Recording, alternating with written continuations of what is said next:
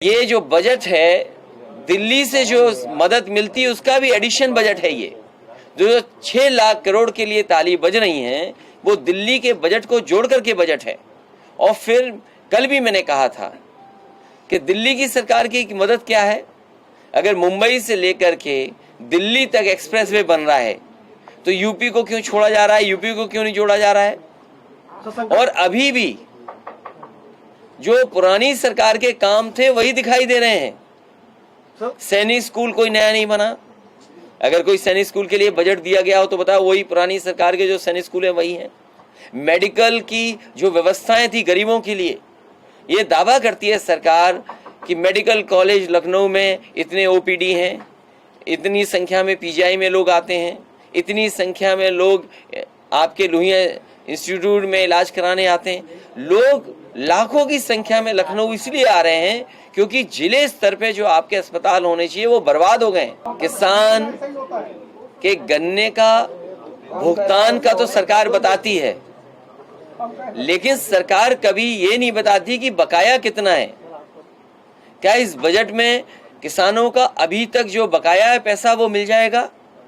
सरकारी सहकारी चीनी मिलों का तो सरकार बजट में रखे, लेकिन जो प्राइवेट मिल हैं उनका पैसे का भुगतान कब तक हो जाएगा? इस बजट में समाजवादियों ने सपना देखा था कि हमारे गरीबों की दवाई के साथ साथ इलाज और बिजली भी फ्री होगी।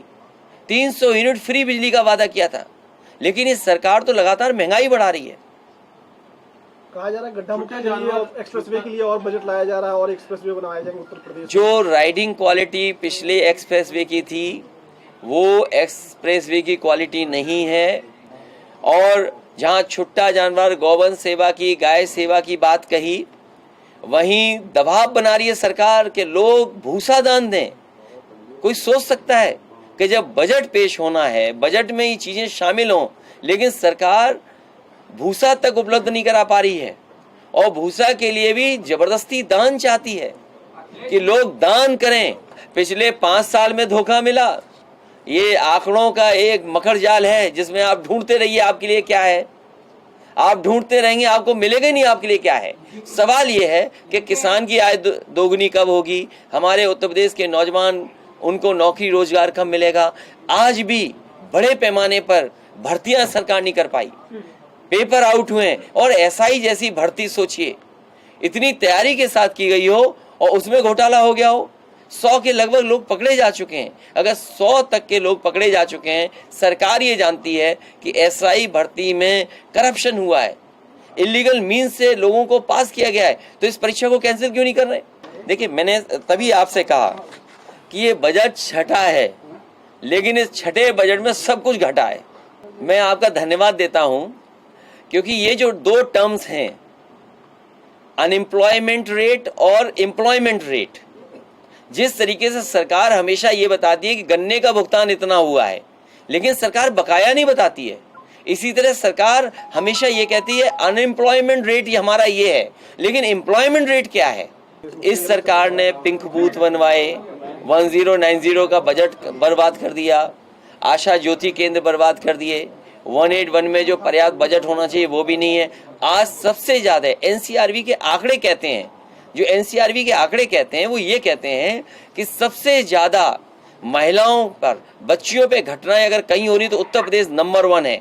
और दूसरा जो पिछले साल का आंकड़ा है, अगर उस आंकड़े को आप देखेंगे तो सबसे ज्यादा हत्याएं अगर किसी प्रदेश में हुई हैं तो वो उत्तर प्रदेश में हुई हैं। ये एनसीआरबी का डाटा कहता है। जिस सरकार ने लैपटॉप में नौजवानों को धोखा दिया हो, जिस सरकार ने स्मार्टफोन में धोखा सरकार को दिया हो, उस सरकार से क्या उम्मीद करेंगे आप?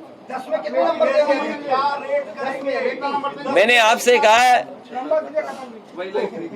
ये छठा बजट है और सब कुछ घटा है इसमें। और ये बजट नहीं, ये बंटवारा है।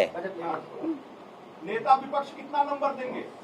नेता विपक्ष इस सरकार को इसलिए नंबर नहीं देंगे जिन्होंने पिछले 5 साल का अपना संकल्प पत्र पूरा ना किया हो। उनसे क्या उम्मीद कर सकते हो इस छठे बजट में? सबसे बड़ा बजट है अब तक का।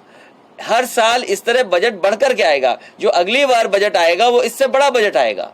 वो उस समय का सबसे बड़ा बजट होगा। रेटिंग हम इसलिए नहीं करेंगे कि सरकार का, देखिए कहने का तरीका क्या है, मैं अपने पत्रकार साथियों से भी कहूंगा, क्योंकि सरकार के लोगों से आपको मिलने का मौका मिलेगा। ये बजट में कहते हैं हमने किसानों को गन्ने का भुगतान इतना किया है, लेकिन ये सरकार बकाया क्यों नहीं बताती है? सरकार ये कहती है अनएम्प्लॉयमेंट रेट ये है, तो सरकार एम्प्लॉयमेंट रेट क्यों नहीं बताती है? सरकार कह रही है आत्मनिर्भर बनाने का बजट है उत्तर प्रदेश के लिए। आत्मनिर्भर तो है ही नौजवान, जिन पे नौकरी और रोजगार है ही नहीं किसी पर। उम्मीद है कि आपको भी बजट अच्छा मिला होगा।